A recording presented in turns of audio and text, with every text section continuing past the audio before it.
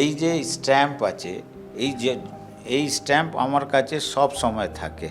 আমি কাউন্সিলর ছিলাম তখনও, আর বিধায়ক হয়েছি তখনও। কিন্তু আমাদের ভারতীয় জনতা পার্টি আছে, পোস্ট আর ল্যাম্পপোস্টের পার্টি না। আমাদের বিচারধারার পার্টি আছে।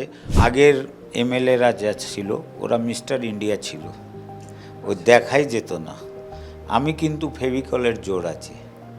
আমি মানুষের পাশে থাকব, মানুষের কাছে থাকব। দেখুন, 4 তারিখের পর 5 তারিখ, 4 তারিখ বিকাল থেকেই সবাই গেরুয়া আবির লাগিয়ে বিজেপির ফ্ল্যাগ নিয়ে, যত আমরা ইলেকশনে লাগাইনি অত ওই দিন বেরিয়েছিল। 5 তারিখেই কিন্তু মেসেজ দিয়ে দিয়েছে যারা তৎকাল টিকিট 4 তারিখের পর, ওর জন্যে সব দরওয়াজা বন্ধ।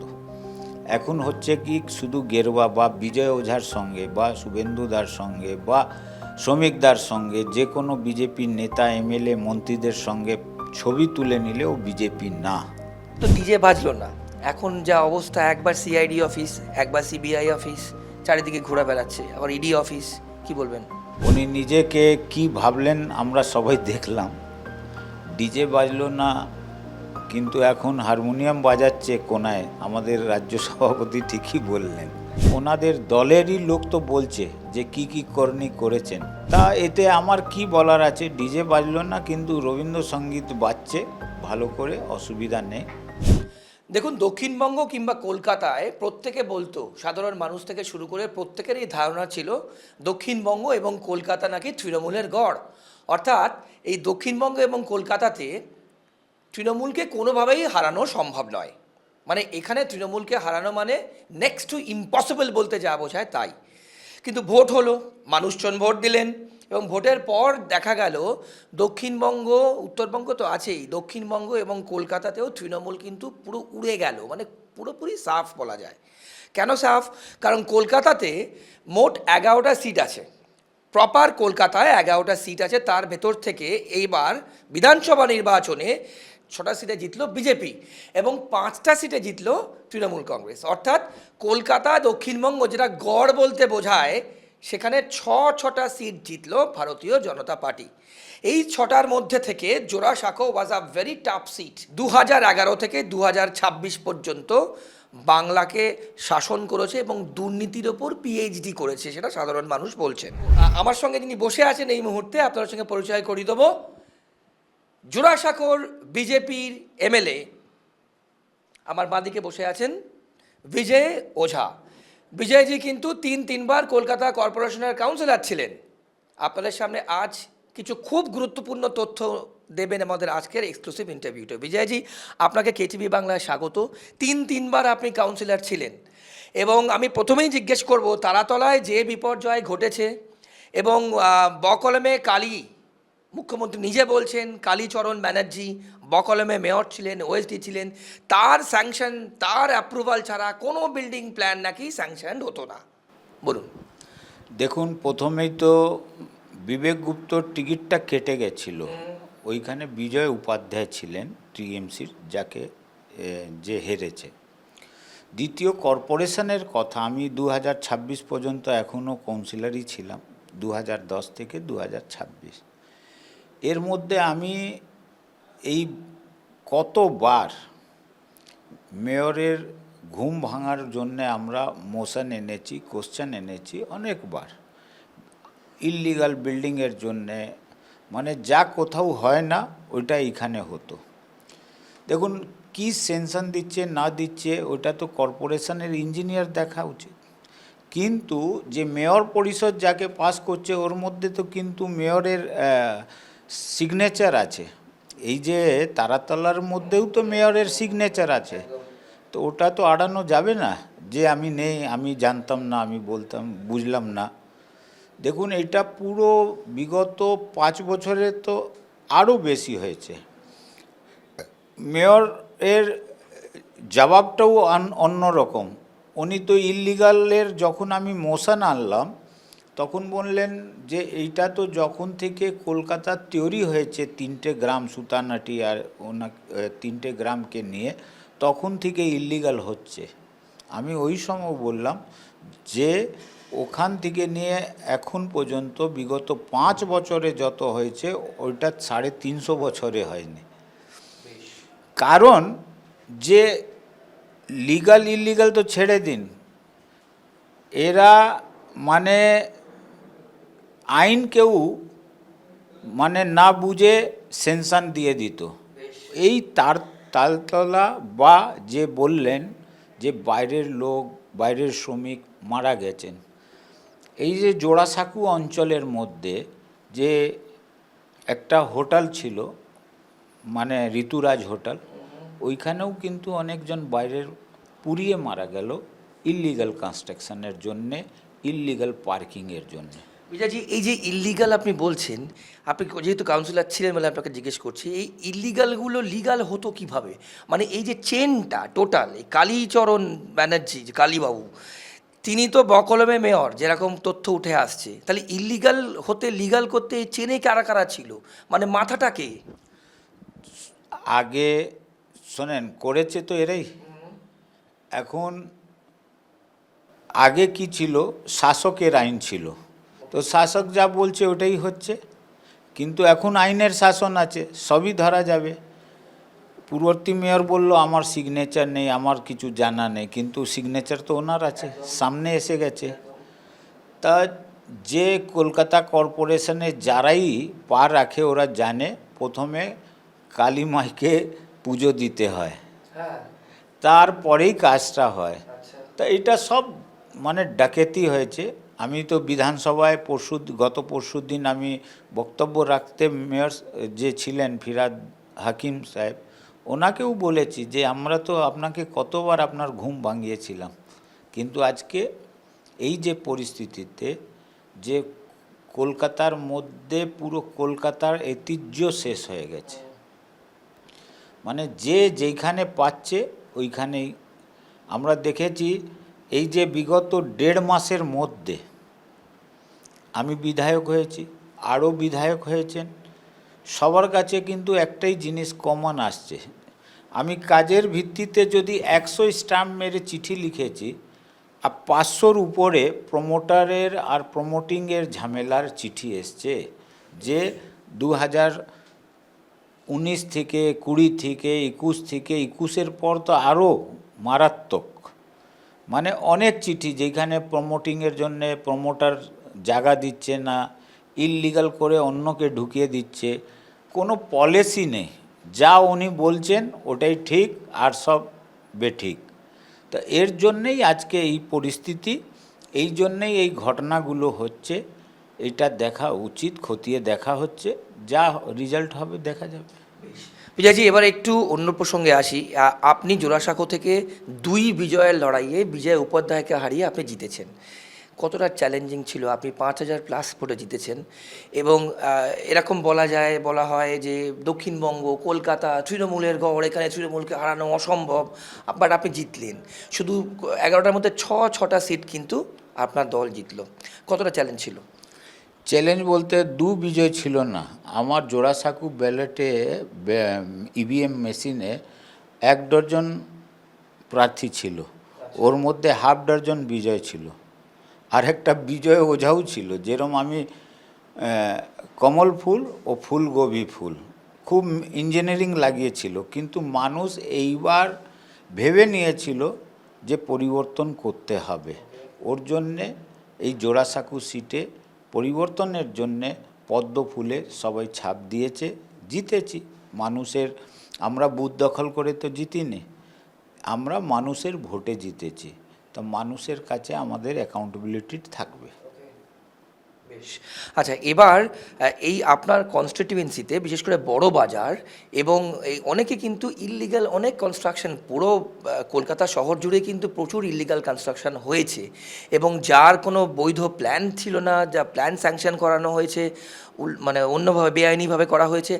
অনেক আপনার সহকর্মী যাদের আমি ইন্টারভিউ নিয়েছি তারা কিন্তু ওপেন ক্যামেরায় বলছেন যে তারা দাঁড়িয়ে থেকে সেই বিল্ডিং ডেমলিশ করছেন, যেগুলো অবৈধ।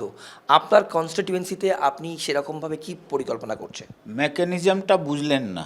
এই যে তারাতলা, ওর মধ্যে পারমিশন তো দেওয়াই হয়েছে, সেনশন প্ল্যান তো দেওয়াই হয়েছে, ওইটা দেওয়া যায় কি না যায় ওইটা ভাবার কথা।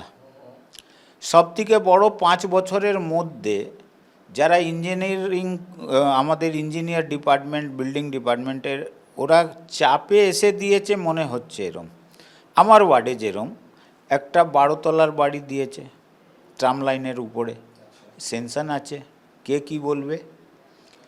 ছোট ছোট গলির মধ্যে 6 তলার বাড়ি আছে, কে কি বলবে? সেনশন আছে। একটু একটু হতে পারে, বাড়ি নির্মাণের জন্য আবার রিভাইজ প্ল্যান দিয়ে ওরা করে। একটা বাড়ির মধ্যে লিফটের সেনশন দিয়েছে, ওইখানে একটা খবর কাগজে মানে এই পোর্টালের একটা অফিস আছে, ও ভাবছে আমি ইললিগাল করাচ্ছি। আমি 10 বার বিল্ডিং ডিপার্টমেন্টকে বলেছি, চিঠি দিয়েছি, ওরা 10 বার এসে বলছে যে সেনশনের মোতাবিক কাজ হচ্ছে। আর ওইখানে উনি লিখে যাচ্ছেন বারবার যে ইললিগাল হচ্ছে, ওতে বিজয় ওঝা আছে। তো বিজয় ওঝা কী করবে? মানে ইললিগালকে লিগালাইজ করে আগেই হতো কি, আগে যে ইললিগাল হওয়ার পর অ্যাপ্লাই করতো যে ভুল করেছি, তারপরে এমআইসি মিটিংয়ের মধ্যে লিগালাইজের যা একটা আইন আছে ওই হিসাবে হতো। কিন্তু এই বিগত 5 বছরে ইললিগালকেই সেনশন দিয়ে লিগালাইজের মতন কাজ হয়েছে। ওইটা ভিতরে না থাকে, মানে ভিতরে কিছু না থাকে তা হয় না ওটা। কিন্তু যেখানে আমাদের মুখ বন্ধ, কোথায় লিগাল আছে, সেনশন দিয়েছি, তা ওর মধ্যে আমরা কি করব? বা আমি যতবার কমপ্লেন করেছি, আমাকে এসে বারবার ওইখানে নোটিশও টাঙা, মানে এই বোর্ডও টাঙা আছে যে কোন প্ল্যানে কি অ্যাক্টে বা কোন ধারায় এটা সেনশন দেওয়া হয়েছে। মানে মানুষের জন্য ওটা ইললিগাল হতে পারে, কিন্তু আইনের হিসাবে তো লিগাল। তা ইললিগালকে আইনের জামা পরাবার কাজ এরা করেছে। বেশ, কিন্তু বিজয়জি এখন যেগুলো ইললিগাল হয়ে আছে সেখানে তো মানুষ বসবাস করছেন, আপনি সেগুলো জানেন। আপনার কনস্টিটুয়েন্সিতে প্রচুর মানুষ, এরকমও আমরা অভিযোগ পাচ্ছি যে প্রমোটার টাকা নিয়েছে রেজিস্ট্রি করার জন্য, তারপর রেজিস্ট্রি করেনি, টাকা ফেরত দিচ্ছে না। কি অ্যাকশন নেবেন আপনি? এইটা আমি আপনাকে বলি, এই বিগত 1.5 মাসের মধ্যে, মানে 15 তারিখ শপথ নিয়েছি, ওথ নিয়েছি, তারপরে আমার কাছে অন্তত 500-র উপরে অভিযোগ আছে। এটা কোনো নতুন অভিযোগ না, 2010, 11, 12 থেকে চালু আছে, 12 থেকে চালু আছে। যারা প্রমোটার জায়গা দিচ্ছে না, কোনো প্রমোটার মানে জায়গা দিচ্ছে তো অন্য জায়গা দিচ্ছে, এরমও আছে যারা নিজের জমির মালিক, ওরা প্রমোটারকে দিয়েছে, প্রমোটার ধমকে চমকে বা পার্টির তৃণমূলের সোর্স লাগিয়ে, তৃণমূল নেতাদের সোর্স লাগিয়ে ওদেরকে দিতে পারেনি বা দেয়নি। ওইরকম অভিযোগ 500-র উপরে। আর শুধু আমার কনস্টিটিউয়েন্সিতে নেই, আমি অনেক এমএলএর সঙ্গে কথা বললাম, সবার একই যে অত এই গাদা গাদা চিঠি, মানে পার ডে যদি দেখবেন তাহলে পার ডে 4-5টা লোক আসছে, যে মানুষের আশা আছে। এইবার কর্পোরেশন ভঙ্গ হয়ে গেছে, এখন আমাদের কাছে যে যে কমপ্লেন এসছে, আমি ওই কমপ্লেনটা কমিশনারের কাছে এবং বিল্ডিং ডিপার্টমেন্টে দেব, ওরা যে খতিয়ে আইন মোতাবিক দেখবে ওরম করবে। বেশ, এবার আসি একটু আপনার আগের যিনি এমএলএ ছিলেন।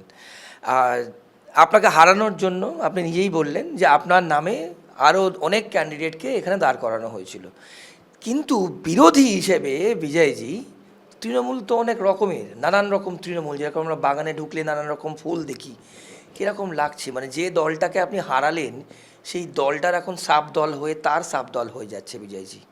তাহলে বিরোধী হিসেবে কনস্ট্রাকটিভ বিরোধিতা দরকার, তো তৃণমূল দলটা থাকবে? দলই তো এখন লক্ষ্মীবাবুর আসলি সোনা চাঁদির দোকান, যেরকম ভবানীপুরে দেখি, মেচুয়াতে দেখি, সব দোকানে ওইটাই সাইনবোর্ড থাকে। এখন চেনা মুশকিল কে অরিজিনাল কে না।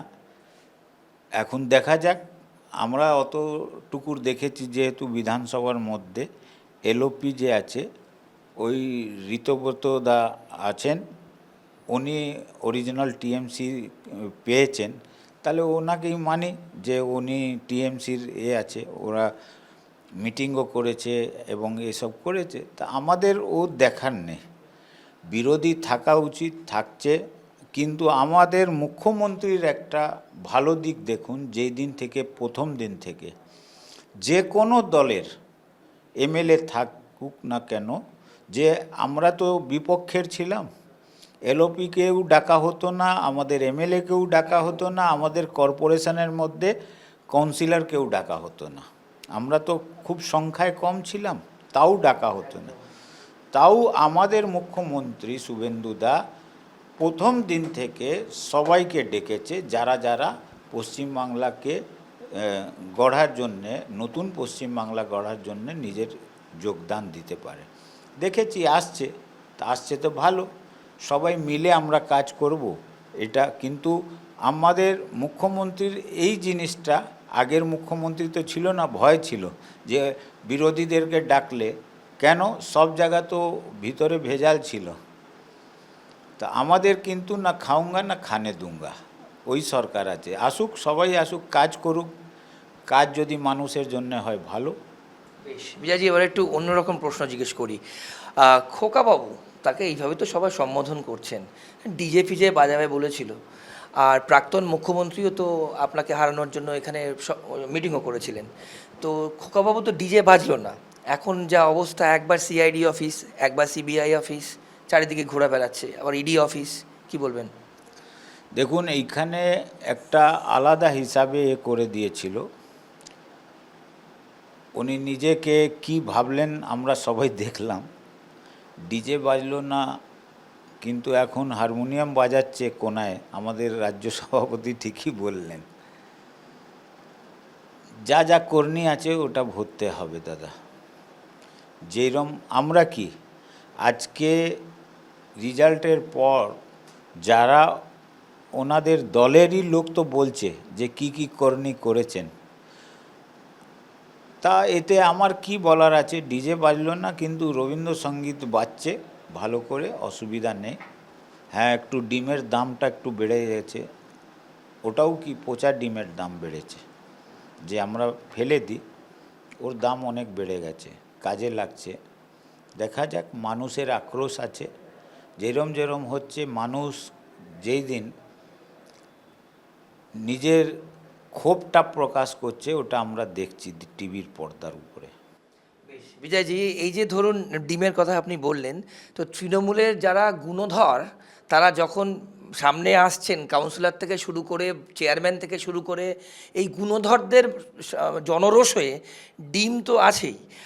আপনার ক্ষেত্রে এইখানে যে দুর্নীতি নিয়ে একদম জিরো টলারেন্স মুখ্যমন্ত্রী পরিষ্কার বলে দিয়েছেন, সেখানে আপনি যেখানে যেখানে দুর্নীতি দেখছেন আপনার কনস্টিটিউয়েন্সিতে, বিশেষ করে বড় বাজার এলাকায় এবং এই মহাত্মা গান্ধী রোড এবং আশপাশে, আপনি কি প্রম্পট অ্যাকশন নিচ্ছেন? দেখুন, আমি দুর্নীতি কোথায় আছে ওকে ধরতে যাচ্ছি না, ওটা ধরার প্রশাসনের আইনের কাজ আছে। আমি দেখছি যেরম মেছুয়া ফ্রুট মার্কেট, ওইখান থেকে একটা সাইকেল যেত না, আজকে গাড়ি বার হয়ে গেছে। আমি গেলাম এই বর্ণ পরিচয় মার্কেট, ওইখানে যা জঞ্জালের এবং যাকে বলা যায় নোংরা একদম অবস্থা, ওখানে কাজ করেছি, 56টা গাড়ি, লরি, ওইখান থেকে জঞ্জাল বার করে আজকে অনেকটাই পরিষ্কার করতে পেরেছি। ওইখানে অত গাড়িগুলো লাগানো, আমি শাসন প্রশাসনকে এটাই বলেছি যে আইন হিসাবে যা যা পার্কিং আছে ওটা থাকবে, না হলে থাকবে না, ওটাই তো বেআইনি। ওর মধ্যে দেখেছি অনেক জায়গায় ক্লিয়ার হয়েছে, কাজ চলছে, রোজই ক্লিয়ার হচ্ছে, একদিনে তো তালি বাজালে সব হয়ে যাবে না। এই বর্ণ পরিচয় মার্কেটে এখনও যাবেন, আপনার একটু দেখা যাবে কি কিছু পরিষ্কার হয়েছে, কিন্তু পুরো তো হয়নি। তা এই জন্যে এরম এক একটা জায়গা আমি রোজ ঘুরছি, ঘুরে দেখছি যেখানকার যে সমস্যা আছে ওটা সলভ করছে। বেশ, এই শেষ প্রশ্ন করি। মানুষের কিন্তু প্রচুর প্রত্যাশা, মানুষ তৃণমূলের থেকে এতটাই বিরক্ত হয়েছিল, মানুষ একদম ছুঁড়ে ফেলে দিয়ে আপনাদেরকে এনেছে। এই প্রত্যাশা পূরণে কিন্তু প্রচুর খাটতে হবে, এবং আপনি যে ধরনের কমপ্লেন পাচ্ছেন, যে যা বললেন, এই এত জঞ্জাল, এত দুর্নীতি, এসব সাফ করে দিয়ে খুব বড় একটা চ্যালেঞ্জ। আপনার কনস্টিটিউয়েন্সির মানুষজন যে কমপ্লেন নিয়ে আসছেন, আপনার অফিসের বাইরেই দেখলাম 9টা থেকে 6টা সেই ডক্টররা যেরকম বসেন সেরকম আপনি সবার সঙ্গে মিট করছেন এবং সবার অভিযোগ শুনছেন। আপনার কনস্টিটিউয়েন্সির মানুষদের জন্য আপনি কি বলবেন? মানে তাদের এমএলএকে তারা অনেক প্রত্যাশা দিয়ে তারা জিতিয়েছেন, আপনি কিভাবে টাইম ডিভোট করবেন এবং কিভাবে কাজ করবেন? দেখুন, আমি মানুষকে ইলেকশনের সময়ও বলেছি, যেরম আগের এমএলএরা যা ছিল ওরা মিস্টার ইন্ডিয়া ছিল, ও দেখাই যেত না। আমি কিন্তু ফেভিকলের জোর আছে, আমি মানুষের পাশে থাকব, মানুষের কাছে থাকব, এইটা প্রস্তুতিতে আমি দিয়ে এসছি।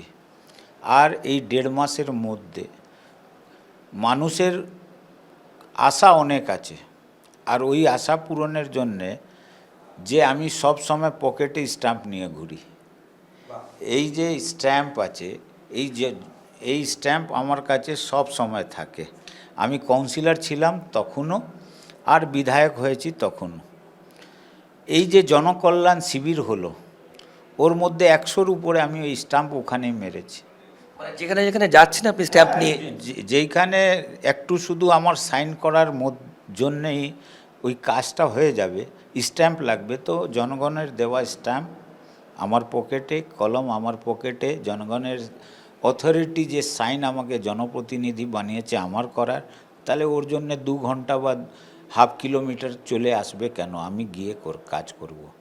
এই যে আমি আমার কাউন্সিলর হিসাবে, আমি 2010 সালে প্রথমবার যে কাউন্সিলর হয়েছিলাম 113 ভোটে হয়েছিলাম, দ্বিতীয়বারে 5100 ভোটে হয়েছি, তৃতীয়বারে পুলিশ গুন্ডাদেরকে দিয়েও কিন্তু 100-র মধ্যে 80 ভোট পেয়েছি, 3বার জিতেছি। ওইটা বড় কথা না।